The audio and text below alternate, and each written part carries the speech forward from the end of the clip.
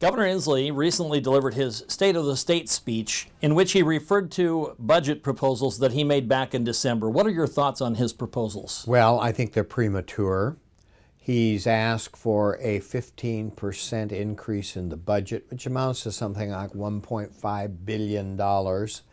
I'm disappointed because, when he was running for governor, he ran on a platform of no new taxes and that we'd live within our means, and all of a sudden we're now seeing a 15% increase ask on his part. So I think it's rather disappointing. K-12 education, we are under the gun to fully fund K-12 education. However, we are projected to have a $3 billion increase without new taxes. And I was impressed by what Senator Andy Hill had to say the other day. Let's start out and see what we can do with what we have before we start going after additional tax monies that, well, in some instances could slow down the recovery from the recession.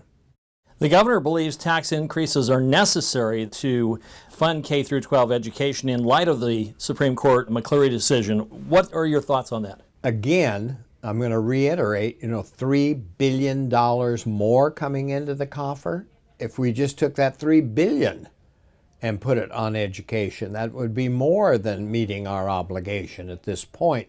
So I think again, I'm going to quote Senator Hill and saying, let's slow down and let's see what we have coming in before we go out and start talking about new taxes.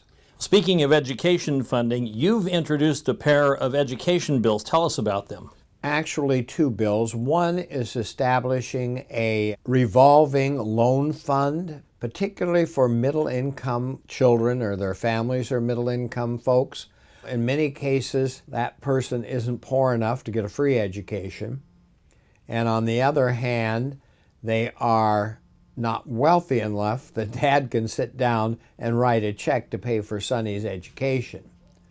So I really think, with that said, what I'm hoping to see set up here, at least the mechanism for it, is where the kid that's caught in the middle can have some help via low-income loans. And then you have another bill? Yes, it's called High School in the College. This can be a real boom to kids and to their families, because if they can take accredited college class when they're in high school, receive college credit for it, they have to be able to meet the standard of the college or university. And most of our four-year institutions have this program. In fact, I was even approached by one university today saying we want to get into it.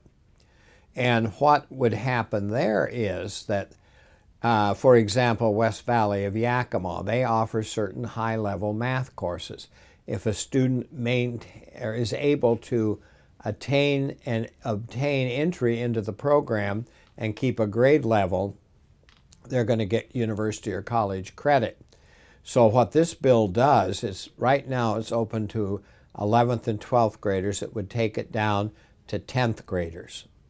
So it's a good bill, and it can help parents save money with their kids. And let's face it, college educations are not a cheap endeavor anymore.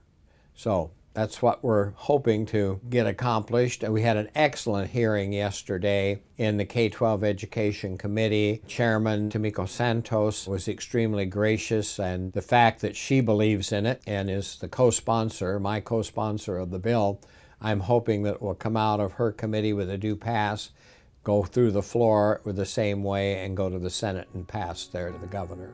So we'll see. It's a long process.